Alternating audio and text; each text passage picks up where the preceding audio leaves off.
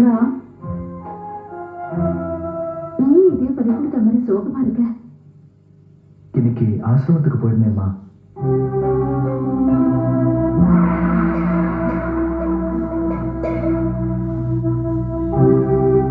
அம்மாவை என் பிறந்த நாளுக்கு வீட்டுக்கு வாங்கன்னு கூப்பிட்டேன்.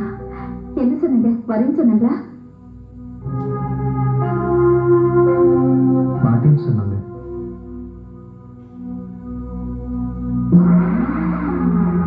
நீங்க வரலனா என்னோட பிறந்த நாள் எனக்கு எந்த நாளா இருக்கும்னு சொல்லிட்டு வந்துட்டேம்மா. இப்ப அம்மாட்ட இவ்வளவு கடுமையா பேசினேன். அவங்க மனசு எவ்வளவு வேதனைப்பட்டிருக்கும். நாம எல்லாரும் குடும்பத்தோட போய் கூப்பிட்டோம். வீட்டுக்கு வரமாட்டேன்னு அவங்க ஆசிரமத்திலே உட்கார்ந்துட்டு இருக்காங்களே, அதை நினைச்சு என் மனசு எவ்வளவு வேதனைப்படும். நான் இப்படி சொல்றதால இந்த வீட்டுல அம்மா இல்லைங்கிற குறையில நான் இருக்கேன்னு நீங்க தப்பா நினைக்காதீங்கம்மா. எனக்கு ஒருத்தருக்கு 2 அம்மா இருக்கீங்க. எனக்கு இதுல எந்த குறையும் இல்லைம்மா. இந்த குடும்பத்துல எல்லாரும் ஒத்துமையா இருக்கணும், அதான் என்னோட ஆசை. நான் உயிரோடு இருக்கிற வரைக்கும் அது நடக்கவே நடக்காது. வருத்தப்படாதப்பா, எல்லாரும் நிச்சயம் ஒரு நாள் ஒண்ணா இருக்கும். என்னப்பா உடம்பு இப்படி சொல்லுது? ஜுரம் உடனே சொல்லிருக்கலாம்ல. எனக்கு டாக்டர் போன் பண்ணிட்டு வரேன். அதெல்லாம் ஒண்ணு வேண்டாம்மா, மாத்திரை போட்டா சரியாயிடும். நீ உட்காரு.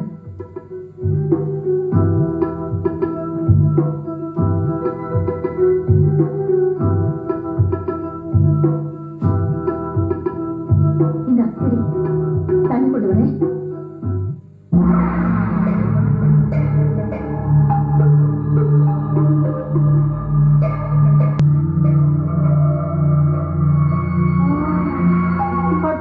சம்பந்த பெற்றவ எங்கேயோ இந்த வீட்டுல தாப்பா இந்த மாதிரி அதிசயம் எல்லாம் நடக்குது.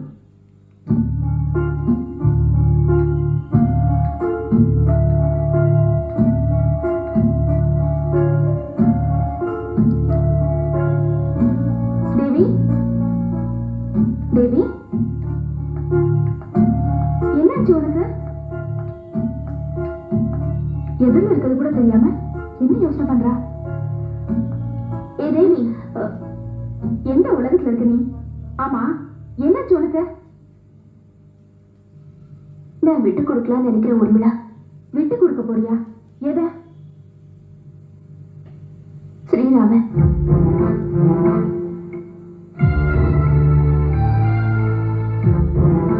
தேவி, உனக்கு என்ன பைத்தியமா பிடிச்சிருக்கு? எதுக்காக திடீர்னு இப்படி ஒரு முடிவு எடுத்த நீ? பைத்தியம் எனக்கு பிடிக்கல உரிமையா, விசாரிக்க பிடிச்சிருக்க. என்ன சொல்ற? நான் ராமால வச்சிருக்கிற காதல் தென்றல் மாதிரி அமைதியானது. ஆனா விசாரி ராமால வச்சிருக்கிறது ஆசை புயல் மாதிரி ரொம்ப ஆபத்தானது. அதுக்காக அந்த புயல் கிட்ட இருந்து ராம காப்பாத்துறோம்னா அவரை விசாரிக்கு விட்டு கொடுக்கறத தவிர வேற வழி இல்லை. தேவி, நீ அவசரப்பட்டு முடிவெடுத்திருக்க. இல்ல உர்மிளா, நல்லா யோசிச்சுதான் முடிவெடுத்திருக்கேன். இது பாரு, காதல்ங்கிறது 2 மனசு சம்மந்தப்பட்டது. இதுல நீ மட்டும் முடிவெடுத்தா போராது. ராம் சம்மதிக்க வேண்டாமா?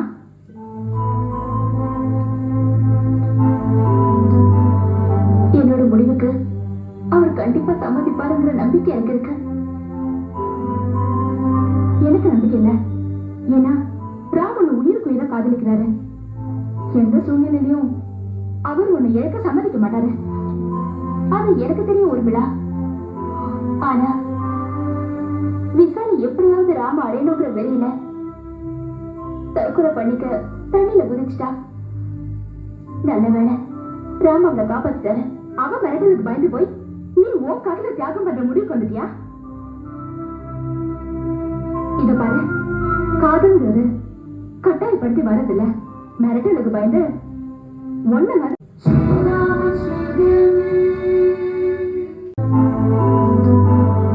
என்னோட முடிவுக்கு அவர் கண்டிப்பா சம்மதிப்பாருங்கிற நம்பிக்கை எனக்கு இருக்கு. எனக்கு நம்பிக்கை இல்ல. ஏன்னா ராமன் உயிருக்கு உயிரை காதலிக்கிறாரு. எந்த சூழ்நிலையிலும் அவர் உன்னை இழக்க சம்மதிக்க மாட்டாரு. அது எனக்கு தெரியும் உர்மிளா. ஆனா விசாலி எப்படியாவது ராம அடையணுங்கிற வெளியில தற்கொலை பண்ணிக்க தண்ணியில குதிச்சுட்டா. நல்ல வேலை ராம் அவளை காப்பாத்திட்டாரு. அவ மிரட்டலுக்கு பயந்து போய் நீ உன் காதல தியாகம் பண்ற முடிவுக்கு வந்துட்டியா? இத பாரு, காதல்ங்கிறது கட்டாயப்படுத்தி வரதில்ல. மிரட்டலுக்கு பயந்து ஒன்ன மாதிரி விட்டு கொடுக்கறதுக்கு பேரும் காதல் இல்ல.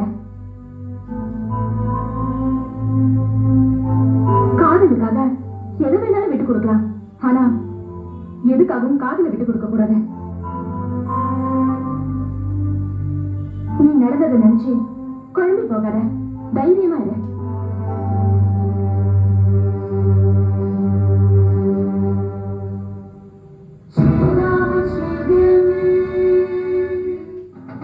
சின்னத்திரையில் முதன் முறையாக ஏங்கா, என்ன அப்படி பாக்குற? இப்ப நிழலா என் பெட்ரூம்ல இருக்கிற நீ இன்னும் கொஞ்ச நாள்ல நிஜமாவே இருக்க போறேன்.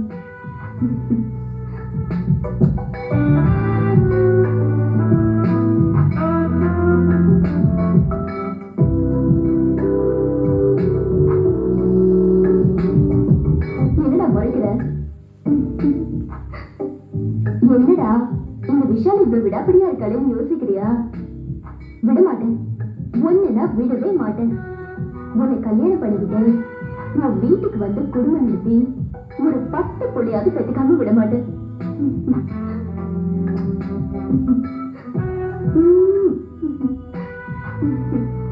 செல்லம்,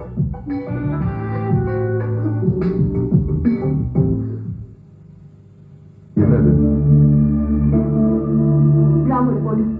விஷாலி, அந்த ராம் தான் உன்னை விரும்பலையம்மா. ஆனா நான் ராம விரும்புறேனே. பாருமா, 2 கையும் தட்டாண்டா சத்தம் வரும். ஒரு கையில தட்டினா கூட தான் சத்தம் வரும். ஆனா தட்ட வேண்டிய இடத்தை பார்த்து தட்டணும், அவ்வளவுதான். நீதான் கற்பனையை வளர்த்துக்கிட்டு உன் வாழ்க்கையை கெடுத்துக்காத. கற்பனைகளை விற்பனை பண்ற காலம் இது. இந்த விஷாலி சாதாரணமா எதுக்குமே ஆசைப்பட மாட்டா. ஆசைப்பட்டுட்டா அதை அடைஞ்சே தீருவா. விஷாலி, தயவு செஞ்சு நான் சொல்றது கேளு. தயவு செஞ்சு இந்த விஷயத்துல நீ தலையிடாத. இது பாருமா, நான் இந்த விஷயத்த உன் அண்ணனா சொல்லல, ஒரு நண்பனா சொல்றேன். ராம் விஷயத்துல உன் புடிவாதத்தை விட்டுடு. அதான் உனக்கு நல்லது, புரிஞ்சுக்க. உன் நல்லதுக்காக நான் சொல்றத தயவு செஞ்சு கேளு. எது நல்லது எது கெட்டதுன்னு என் தங்கச்சி தெரியும். நீ ஒன்னும் அட்வைஸ் பண்ண என்னன்னா, அவதான் சின்ன பொண்ணு விவரம் இல்லாம பேசுறாங்கன்னா நீங்களும் அவ கூட சேர்ந்து பேசிக்கிட்டு இருக்கீங்க. இது வரைக்கும் என் தங்கச்சி ஆசைப்படுறதெல்லாம் நான் வாங்கி கொடுத்துருக்கேன். இப்ப ராம் மேல ஆசைப்படுறேன். எப்படியாவது அதையும் வாங்கி கொடுப்பேன். 2 பேரும் விருப்பப்பட்டு மாலை மாத்திக்கிட்டாங்கன்னா தான் அதுக்கு பேர் கல்யாணம். கட்டாயப்பட்டு தாலி கட்டினா அதுக்கு பேர் கல்யாணம் இல்லை. நீ என்ன சொன்னாலும் கேட்க நான் தயாரா இல்ல. ஸ்ரீராம் வீட்டுக்கு ஸ்ரீதேவி மருமக இல்ல, என் தங்கச்சி தான் மருமக. அது யாராலும் தடுக்க முடியாது, மாற்றவும் முடியாது.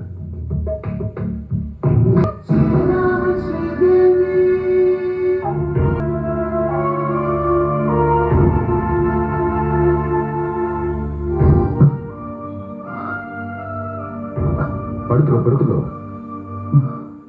ஏன்பா டாக்டர் வர வேண்டாம்னு சொன்னியாம? மாத்திரை போட்டிருக்கேன்ப்பா, எல்லாம் சரியாயிடும். ராத்திரி பகலுன்னு ஓய்வு இல்லாம வேலை பார்த்துட்டு இருந்தா இப்படித்தான் ஆகும். சுவர் இல்லாம சித்திரம் வர முடியாதுப்பா. உடம்ப நல்லா பாத்துக்கப்பா. ராமுக்கு உடம்பு சரியில்லாம போறதுக்கு காரணம் அது மட்டும் இல்லையே. வேற என்ன காரணம்? ராம் இன்னைக்கு ஆசிரமத்துக்கு போய் அக்காவை பார்த்துட்டு வந்திருக்கான்.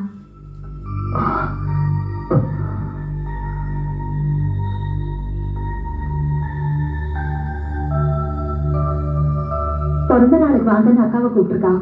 அக்கா பதில் எதுவும் சொல்லலையா? நீ ஏன்பா போய் அம்மாவை மறுபடியும்